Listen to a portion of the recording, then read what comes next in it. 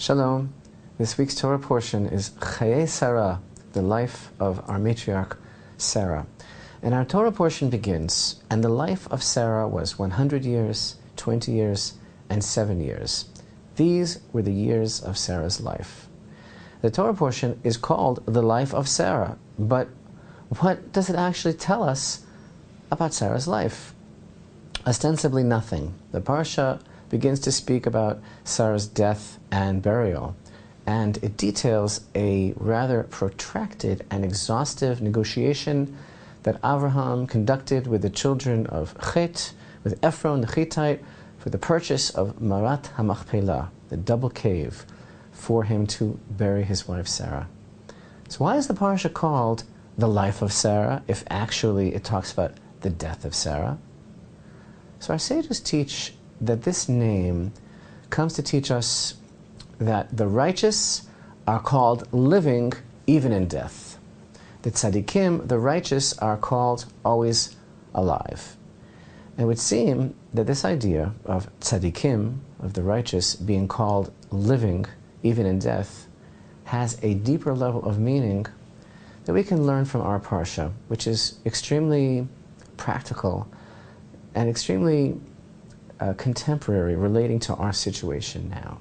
See, many commentators ask the question, what's gained by the lengthy discourse that the Torah gives of this whole story? What does it really do for us? Are we gaining some sort of lasting understanding or important lesson by the record of these rather drawn-out negotiations, the conversation relating to the transaction of Avraham and Ephron regarding the price paid and all this business, negotiable currency? Actually, the Midrash relates to this question and stresses that we can learn from this, and this is the expression of the Midrash, we learn from this how important the transaction, the acquisition of a tzaddik, a righteous man, is in Eretz Yisrael, the land of Israel. And here's the language of the Midrash. Said Rabbi Eliezer, how much ink has been spilled and how many quills have been broken in order to write the phrase, the children of Chet, a total of 10 times here in the Parsha? Yeah, it's repeated, B'nei Chet, 10 times. Why, continues Rabbi Eliezer in the Midrash? Because the 10 times that B'nei Chet, the children of Chet, is written, correspond to the 10 Commandments. In order to teach us that whoever seeks to really clarify and understand the acquisition, the purchase of a tzaddik in Eretz Yisrael, in the land of Israel, is recognized as if he has fulfilled the 10 Commandments. So the spilled ink and broken quills that went into the repetition of the writing of the words B'nei Chet, the children of Chet, from whom Avraham purchased the tomb, the double cave, the city of Hebron, those same children of Chet who were the people of Canaan, all this, according to this insight, was to establish the righteousness and the validity of Abraham's purchase and legal acquisition. And seeing as how this place, Hebron, the tomb of the Patriarchs, the place of Sarah's burial, became the basis for our roots, for the roots of the nation of Israel and the land of Israel, so it transpires that on one level, yeah, you could say that Sarah did not die, because she continues to serve as an influence and guide even after her death, living amongst us even more than during her life, because the basis of everything is that place. See, our sages consider the purchase of the tomb of the Patriarchs in Hebron, which we are reading about in this week's Torah portion, they consider this to be the symbol of the beginning of Israel's, if I may use the word, settlement of the land. And the strength of that purchase is that it cannot be contested by any other nation, by any other party. Famous Midrash states as follows. It's extremely important teaching. It states that there are 3 places regarding which the nations of the world cannot defraud Israel, as if to say, you're robbers because you've stolen these places. Even though God actually bequeathed the entire land of Israel to the children of Israel, there are 3 places about which the Torah testifies to an acquisition. And so the nations cannot attempt to defraud Israel by accusing Israel of being robbers. And these are the places: the double cave, the tomb of the patriarchs that we're reading about in this week's Torah portion, and the Holy Temple in Jerusalem, and the burial place of Joseph in Shechem. Regarding the cave, it is written in Genesis 23 and verse 16, "And Avraham heeded Ephron, and Avraham weighed out to Ephron the price which he had stated within earshot of the children of Chet, 400 silver shekels in negotiable currency." Regarding the Holy Temple, it's written in 2 Chronicles 21:25. "And David gave to Ornan for the place gold shekels weighing 600.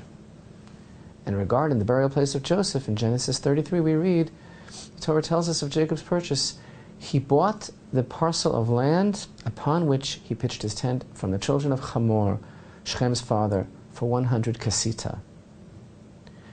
It should be noted that also in the section of the Torah that details the purchase of the threshing floor that became the site of the Holy Temple, Ornan, or Aravna, the Jebusite as he is called, that is also, his name, Aravna, Ornan, is also mentioned 10 times, just as the Midrash cites with regard to the repetition of the name of the children of Chet, because the acquisition of the land of Israel corresponds to the central importance and significance of no less than the 10 Commandments themselves. But I know what you're thinking. Fact remains, obviously, that these 3 places about which we are told that the nations cannot dispute our ownership and cannot dispute our claim are the places over which there's battle going on, battle for sovereignty, battle for title, battle for recognition of ownership, and, they don't seem prepared to recognize Israel's sovereignty. And this really only goes to prove that they are well aware of the indisputable fact that our nation's connection with the land of Israel is beyond dispute, and that connection emanates from these locations. And well they know that if they lose their argument concerning these 3 places, they lose their hold over the entire land, and thus they fight with Israel over these places. And you know what?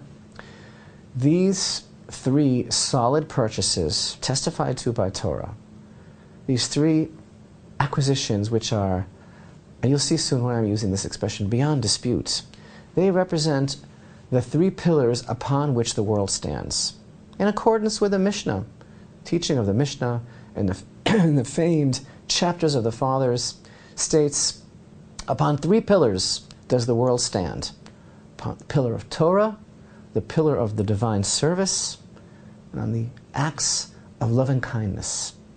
This is a teaching, 3 pillars: Torah, Avodah, and Gemilut Chasadim.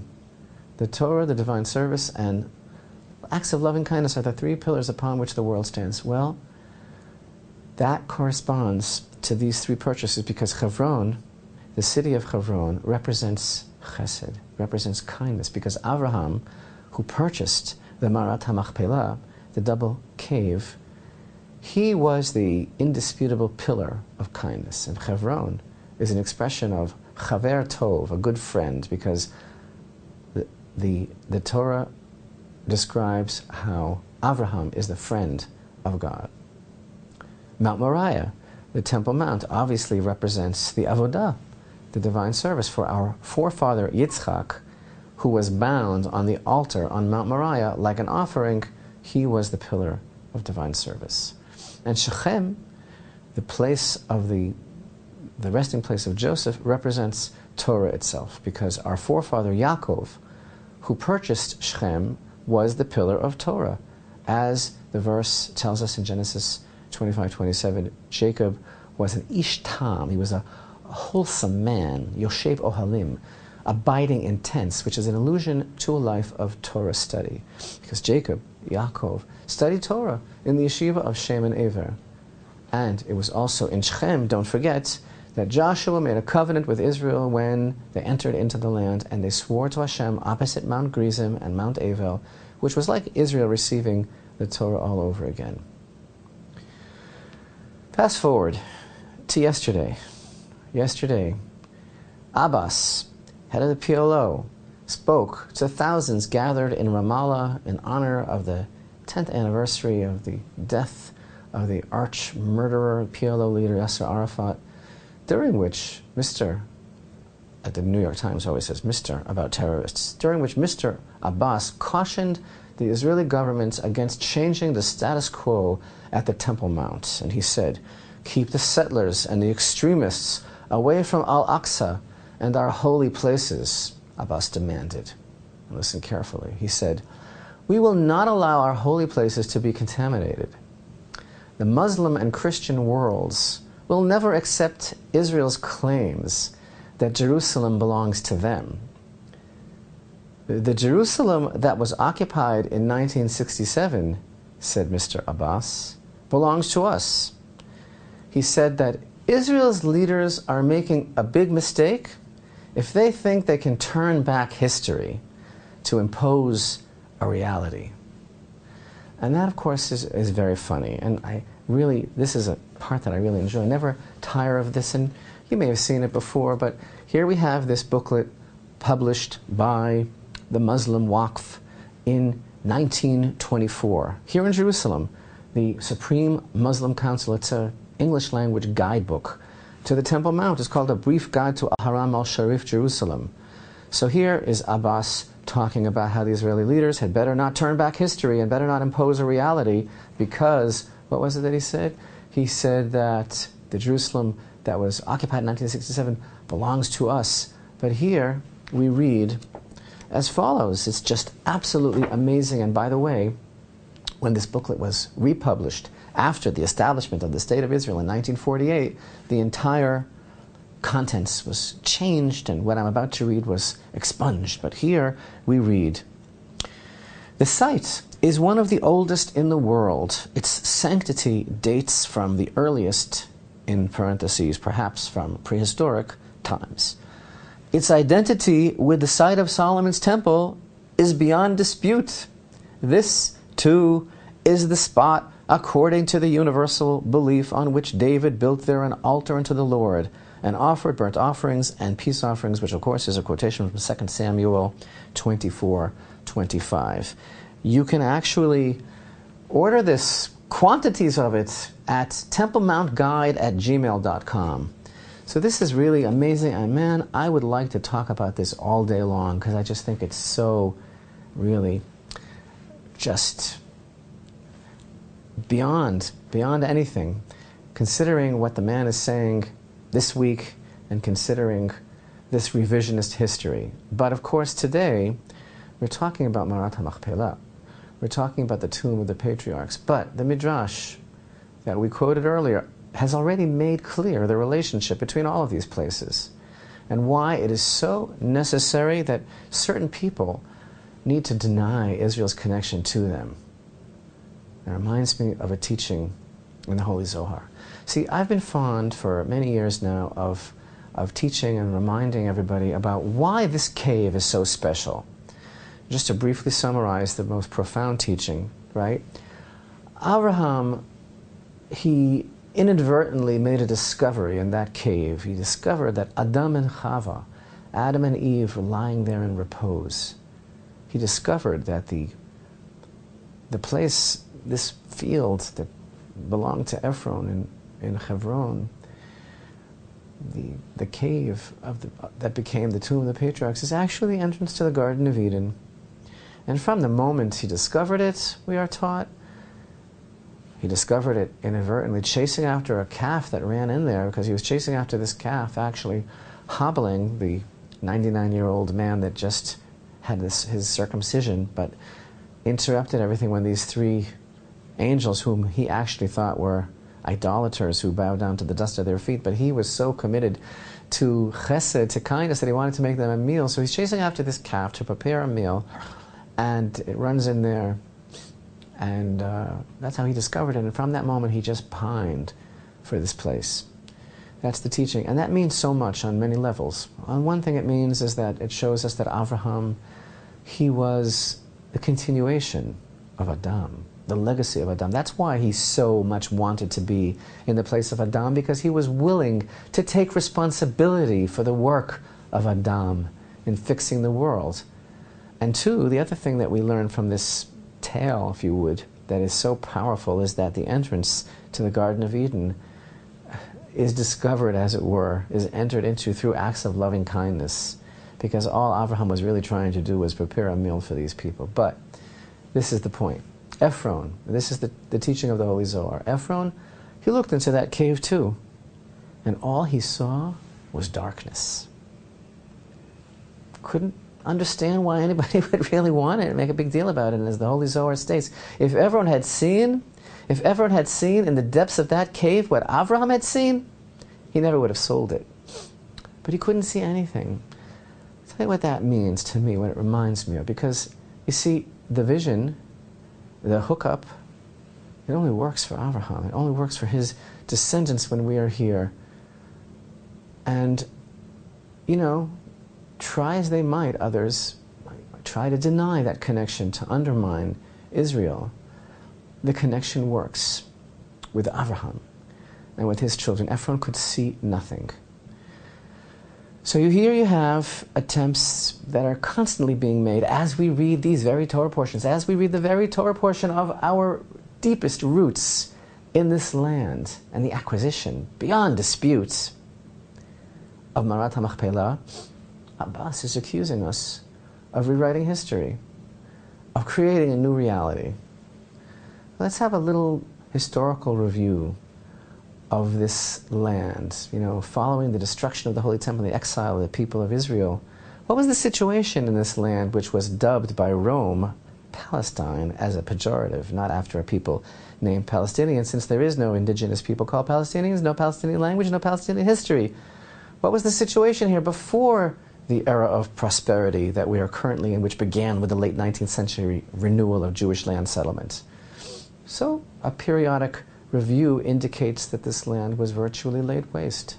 Its population suffered acute decline. Dio Cassius, writing at the time, described the ruin of the land beginning with the destruction of Judah. He writes, "The whole of Judea became desert, as indeed had been foretold. For the tomb of Solomon, whom these folks celebrate in their sacred rites, fell of its own accord into fragments, and wolves and hyenas, many in number, roamed howling through the cities." One historian after another has reported the same findings. In the 12 and a half centuries between the Arab conquest in the 7th century and the beginnings of the Jewish return in the 1880s, this place called Palestine was laid waste.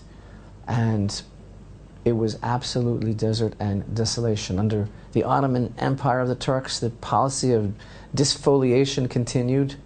The hillsides were denuded of trees and the valleys were robbed of their topsoil. And in 1590, a simple English visitor, he described himself as, to Jerusalem wrote, "Nothing there is to be seen but a little of the old walls which is yet remaining, and all the rest is grass, moss, and weeds, much like to a piece of rank or moist ground."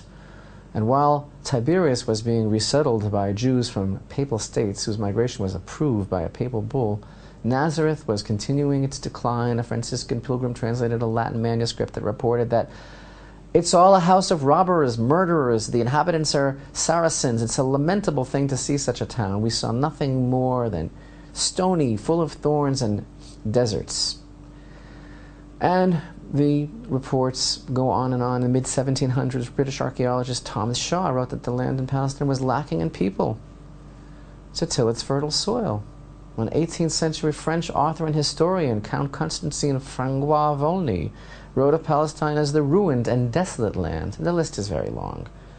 From place to place, the reporters vary, but not the reports. J.S. Buckingham described his visit of 1816 to Jaffa, which has all the appearances of a poor village, and every part of it that we saw was of corresponding meanness.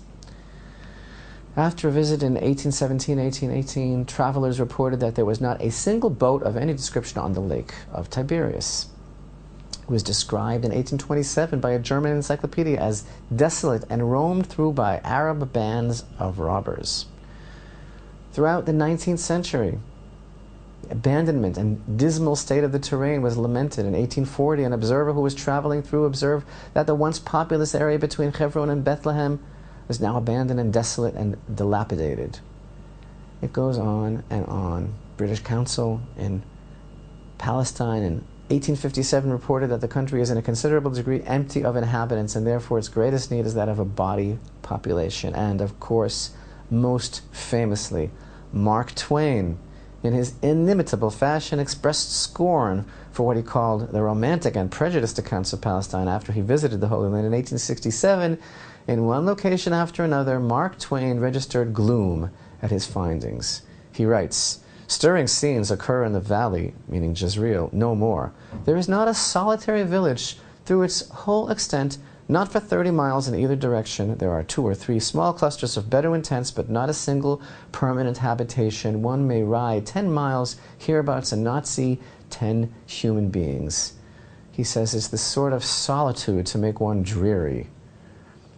He says, come to Galilee for that. Those unpeopled deserts, these rusty mounds of barrenness that never do shake their glare from their harsh outlines and fade and faint into vague perspective. The melancholy ruin of Capernaum, the stupid village of Tiberias, slumbering under its 6 funeral palms. We reached Tabor safely. We never saw a human being on the whole routes. The whole land is a solitude that is inhabited only by birds of prey and skulking foxes. Palestine sits in sackcloth and ashes, desolate and unlovely, he wrote. It is dreamland. And many other writers, such as the Reverend Samuel Manning, mourn the atrophy of the coastal plain, the Sharon plain, the exquisite fertility to the Hebrew mind, a symbol of prosperity. But my point is, where were the inhabitants? Well, report followed by depressing report. As the economist historian Professor Fred Gottheil pointed out, a desolate country, a wretched desolation and neglect, almost abandoned, unoccupied, uninhabited, not populated. Summarized by David Landis, the causes of the shriveling number of inhabitants were the result of centuries of Turkish neglect, misrule. Following on the earlier ravages of successive conquerors, the land had been given over to sand, marsh, the Anopheles mosquito, clan feuds, Bedouin marauders. A population of several million had shrunk to less than 1/10 that number, perhaps 250,000 around 1800, and 300,000 at mid-century. But where are the Palestinians? And you know that there's an old joke, retold with various slight changes, that goes something like this. And I wish it were true. Prime Minister of Israel sits down with Arafat at the beginning of negotiations regarding the resolution of the conflict, and the Prime Minister requests that he be allowed to begin with a story. And Arafat says, of course. The Prime Minister begins his story. Years before the Israelites came to the Promised Land and settled here, Moses led them for 40 years throughout the desert. The Israelites began complaining that they were thirsty, and lo and behold, a miracle occurred, and a stream appeared before them. They drank their fill and decided to take advantage of the stream to do some bathing. And that included Moses. But when Moses came out of the water, he found that all his clothing was missing. "Who took my clothes?" Moses asked those around him. "It was the Palestinians," replied the Israelites.